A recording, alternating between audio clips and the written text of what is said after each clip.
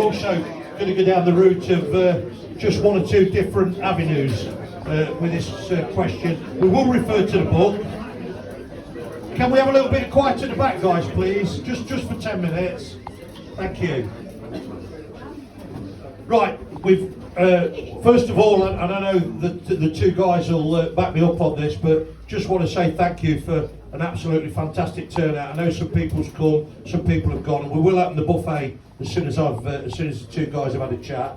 But I just want to say thank you to everybody. What a fantastic turnout! There's been well over in and out today, about 100 people here. So,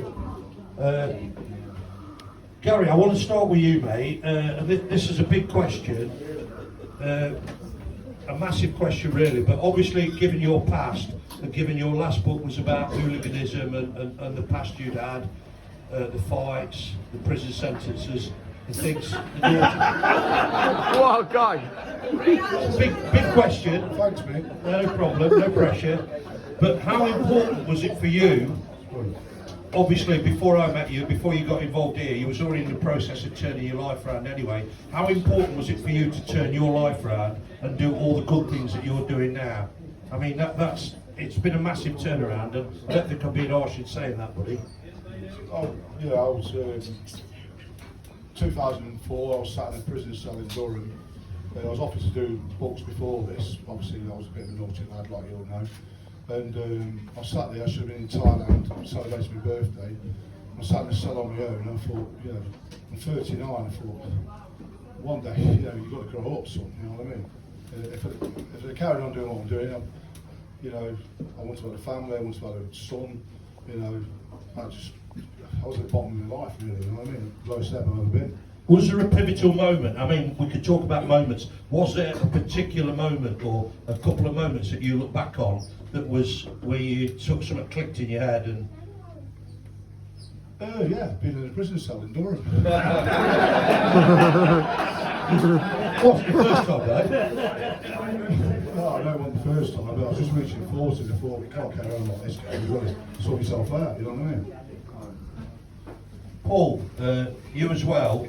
I read your last book, which was fascinating. I know Estelle's read both your books. You had a pretty ferocious upbringing. I understand. I know you referred to your stepfather as the monster because of the tough times and the treatment you had from him. Is part of what you do now in terms of the charity work and the things that you do in your life, is part of that reflective, if you like, on that upbringing, and at the end of the day, I think where I'm going with this is the fact that you had such a bad time and you got into fights and hooliganism yourself, albeit not on Boatsy's scale, but you certainly got into a lot of scrapes. Albeit you got into some tough times, but where I'm going back to, Paul, with this in particular, you know, it's an open book. It's in your original book. Was that a basis for you to turn your life around and change what you were going to do going forward, and in particular help others that were perhaps having a tough time? Yeah, that's the simplicity of it. I mean, it's not a comparison about who was the naughtiest boy, but what isn't in the book, in 1988, I actually went to kill a guy. And I took somebody with me to stop me killing him, because I'm going here tonight to kill him. And that was the beast, my stepfather, because he'd put me and my mother through at an early age. So my violence was I learnt violence from a very, very early age. I didn't run in gangs, it was all in my own head. And I had this kind of code that if I see injustice towards a woman or a kid, I'm going to sort this. And it got me in a lot of trouble. And, you know, I vowed when I left the home, in 1974 with the beast, I just whispered to him, one day I will come back and I will kill you. It's a promise. And my mum said to me, what did you say to him, Alpo? I said, I didn't say no, mum. She said, yes you did. She gave me a smack round the tap. And she was the only person I'd ever take, physical assault from, because anybody else I just used to go crazy. So there's a difference there, Mick, in terms, and Gary and I have spoke about this over the years, about, you know, violence manifesting in different ways, and there's no right and there's no wrong, but they were different. But what's really interesting is those parallel paths have led us to the point where we are now. but to answer your question, yeah, it's massively influential in the, you know, in the journey I've taken. Right, can I cheer you all up now? Can we talk about Nottingham Forest? Absolutely not. We've got some Derby fans in the house. Yeah, we've got some Derby fans as well. In the book, and through knowing you both, obviously you've both been a massive help. First of all, you, Paul, with Carlton, and getting involved with you with the charity work I've done alongside you over the years with various charities since I got to know you, and then obviously at a later date with Gary coming on board. But also the one thing that's common among you both was your love of Nottingham Forest. I'd just be interested to know, of both of you really, you can start, Paul. 23 years, obviously we're all involved in the Cloughie era, and what did that mean to you last season? What Steve Cooper coming on board, bottom of the league, what can you just talk me through your experience of that as a Forest fan? Because I find that fascinating, the fact that you're both massive football fans, and that's also caught on in the book. What a fantastic question that is. You know some of the answer to that, Mick, because I was alongside you on the 29th of May 2022. I've done the European stuff, I've done the Cloughie stuff, you know, on the terraces, the old East Stand as it was back in the day. And by a country mile, the most emotional, powerful game I've ever been to was last May. Nothing will ever, if I never go to another game again, it doesn't matter. Because to see the raw emotion of families crying in joy, togetherness, unity, it's just undescribable. And I thought I'd actually got to a stage in my life where I'm not impervious towards emotion. That rocked me to the core in the most powerful way. Same question for you, Gary. Pretty similar, really. Being here with my son. He's been 60 old, he's 4 years old, he was 12 at the time last year. I've seen all the history, I've been everywhere with Forest, Europe, everywhere. But to be with my son that day, 23 years, it was just a melting pot, wasn't it? All that emotion came out in one day. And I videoed my son at the final whistle, and he was actually crying with tears of joy. And that just gave me the biggest buzz I've ever had in football. I think it was, just from a personal point of view, it didn't, I don't know if anybody could resonate with my thoughts on it, it didn't hit me. I made a mistake from going back home on the I went with the club and I drove back on one of the coaches, and it was a little bit subdued in a way on the coach on the way back. I don't know if that was because we weren't having a drink, or whether it was because it hadn't sunk in. But it hit me when I worked the next couple of days, and then I sat down one night, I got in, and I knew I wasn't on early the next morning, and I watched it all back and saw the Stuart Pearce on the pitch, the players on the pitch, the atmosphere. And it didn't hit me till about 4 days later, and then I cried as well. But it was incredible, but I didn't cry on the day. Everybody around me thought, why am I not crying? I've cried at Forest matches before, but it was 4 days later before it hit me, so it's incredible. And I touched on it when I've been talking, obviously, with Luke Fletcher and Nick Randall, who's here, and we're just looking back. It's not just the fact that Forest have gone up.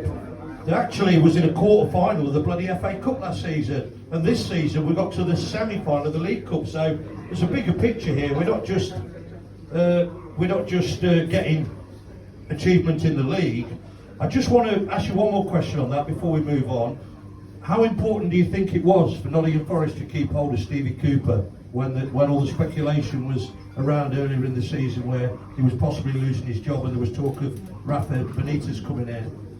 I think it's the biggest sign we've ever had. You know, if we lost Steve, he's going to move the club forward with the ball we've got as well. If we can keep him 4 or 5 years, we'll be back in Europe in the next 2 years. He's one of the best coaches, best managers in Britain at the moment. We need to hold on to him, because one day the big clubs will come for him eventually. Hopefully he will set Forest, and I think he's a very loyal man. Paul, same question. Well, this question in some respects has been answered in the book, and you know, from a personal point of view, I actually deal with the energy of people, not the words, because people can tell lies. People can give you loads of BS, but what doesn't lie is a person's energy.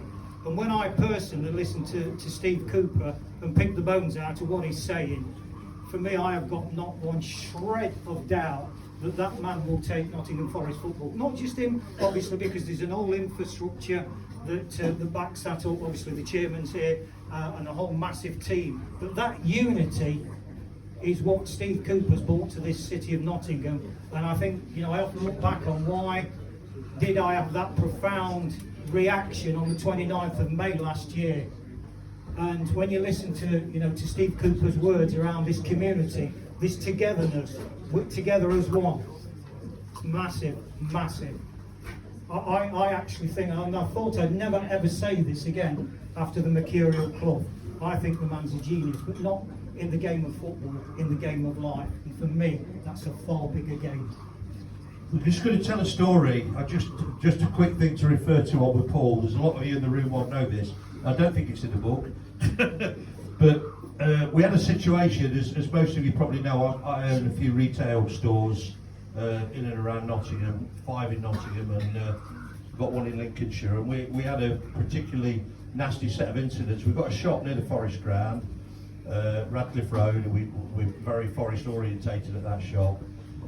One Saturday morning I got a phone call. We had an armed robbery early in the morning.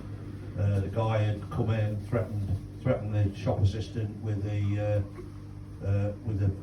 bladed instrument. It turned out to be a screwdriver, but he didn't know that at the time. Anyway, he handed over what was in the till. It wasn't a lot because we hadn't took a lot that morning. It was best part of 100 quid. Went away, police came, everything happened. 4 days later, the same guy came back, different member of staff. Again, same incident, robbed the till. It's not rocket science to work out that he's done it twice. He's going to come back again. The lad, unfortunately, that had the first incident was traumatised, and he had a bit of time off work because it knocked him for 6. But he did come in one more morning. The guy had been seen who carried out the robberies.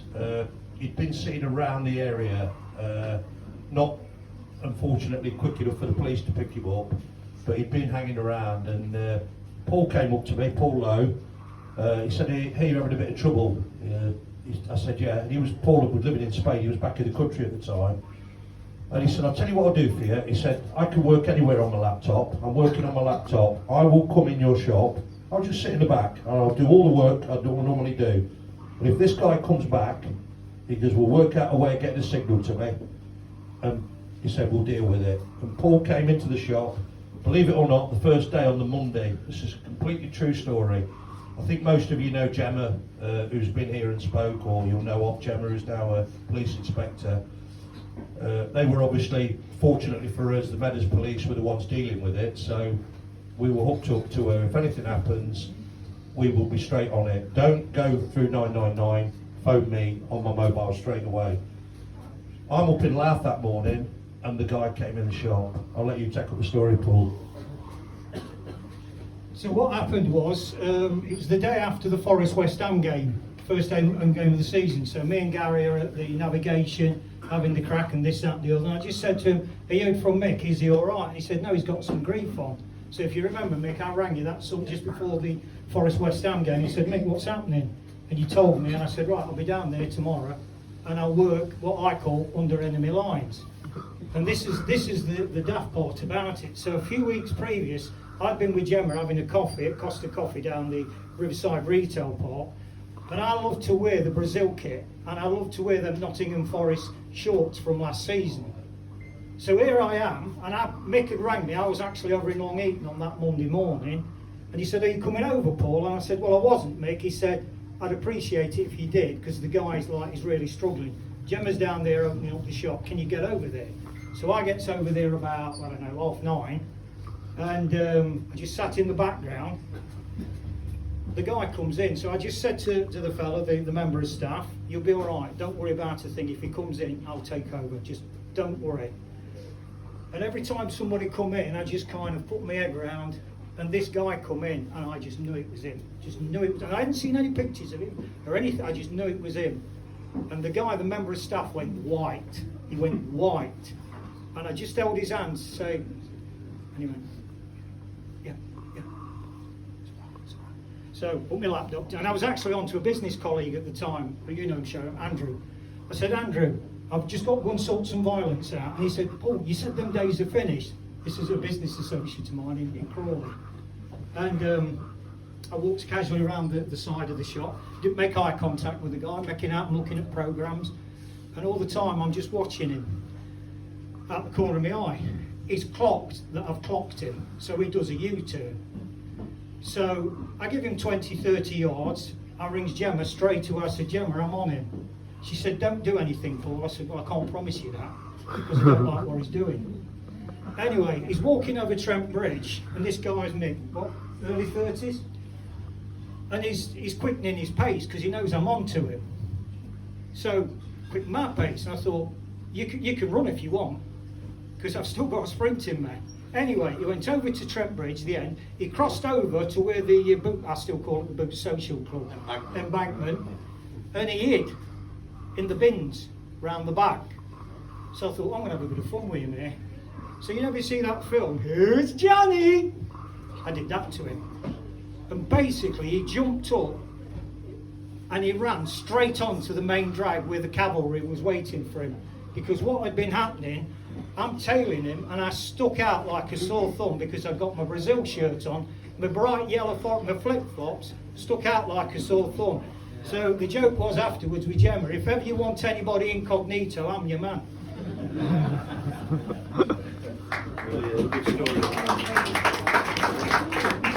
Right, just a couple more, and then we'll let you. We'll open the food. Gaz, I just want to ask you. One of the things that's amazed me in the time I've known you is how many.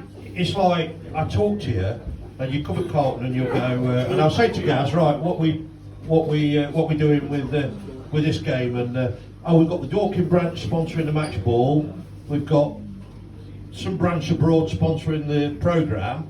And we've got, that game, Bristol branch coming down. We've even had the Irish bloody branch. So he's got like people he's met all over the world, all over the country. Some of it obviously in his past. But at the end of the day, I mean, you can see by the turnout today, you know people all over the bloody place. Can you tell us about that? Yeah, it's probably just following football and cricket over all these years. We've become good friends. My mate Russ is the same. We've got mates all over the world.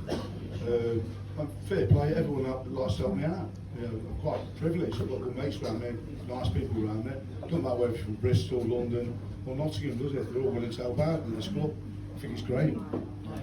And as on a final note from you, Gaz, I know you're very proud of your son, Charlie. How many of you saw the story last year about Charlie scoring from the halfway line? Did everybody see that? Missed it. Yeah, you don't. You want to take it? I tell you what, go on. You're on every bloody radio station on the planet. How many people? Well, it's partly down to Johnny. We played Liverpool alone that day, and I had to rush down. Johnny Owen was doing a live talk sport from the navigation. I didn't think anything of it. I kept the camera rolling. Obviously, it was last minute in the club. We had a corner, and I thought we might score. We were 2-0 up. We went 2-2. The lads were down. We had a corner. I thought if we nick one now, get the camera out. The lads would go berserk. Anyway, it got cleared out. I kept the camera rolling. He went to our shoulder. I know he could do it. You know, from inside his own half, he obviously. I got down the navigation, and Johnny just finishing the show. And the sun was shining through the window, and I got it on video. I said, Johnny, look at this. Talksport presenters there. I said, look, have a look at this, but you couldn't really see it, you know, with the sunlight and that. Anyway, I thought nothing of it because we played Liverpool in the quarter-final in the cup. It was a good day. I booked Monday off, thinking, you know, if we get a good result, we can win it, Raglan Road as we do. And anyway, I sent it to Johnny. Next morning, I woke up, and every TV station in the world wanted a piece of it. I couldn't believe it just went viral. You know, all the news. All week, we had it all week. Anyway, this week, I didn't realise it's gone viral again this week, and it's a year till he actually did it a year ago. And I did Johnny's Talksport show this morning, and obviously we got invited down to London, Soccer AM. We did Johnny's Talksport Towers live in the studio. I said to the guys this morning, I realised it's a year ago, we was actually in your studio talking about Charlie's goal. You know, how ironic's that? A year ago. It's only because you taped it. I taped it.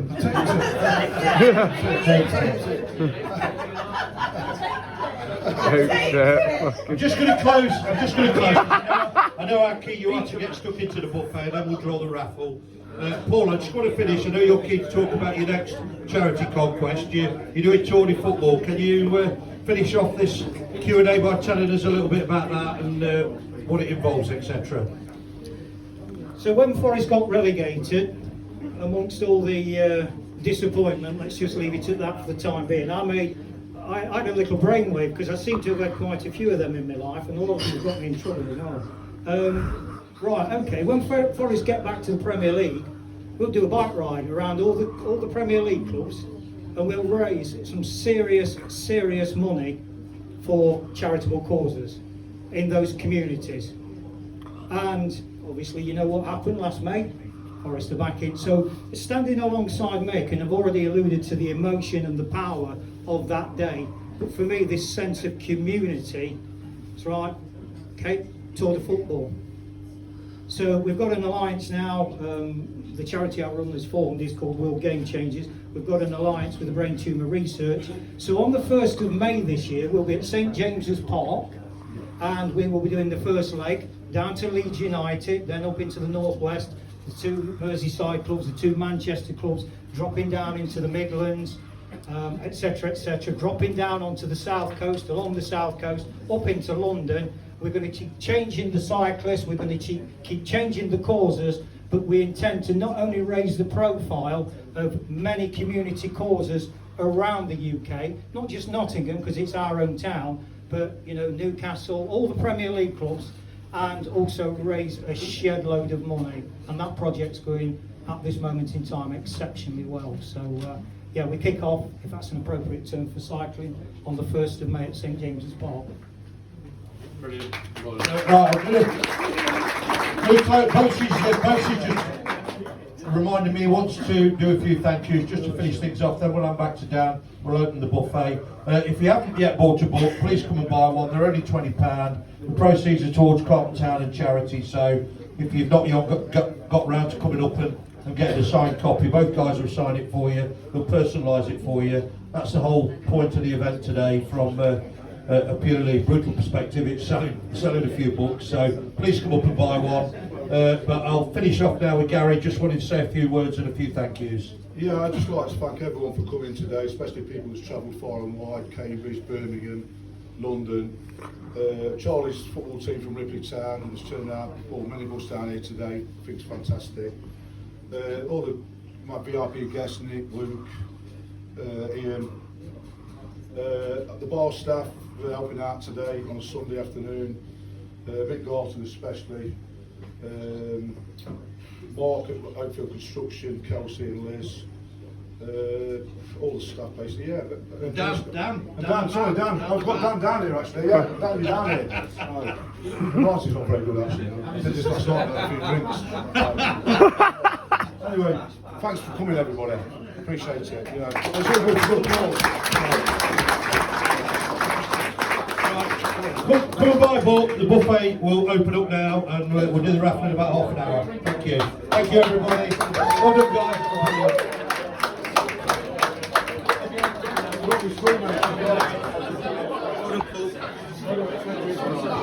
Paul.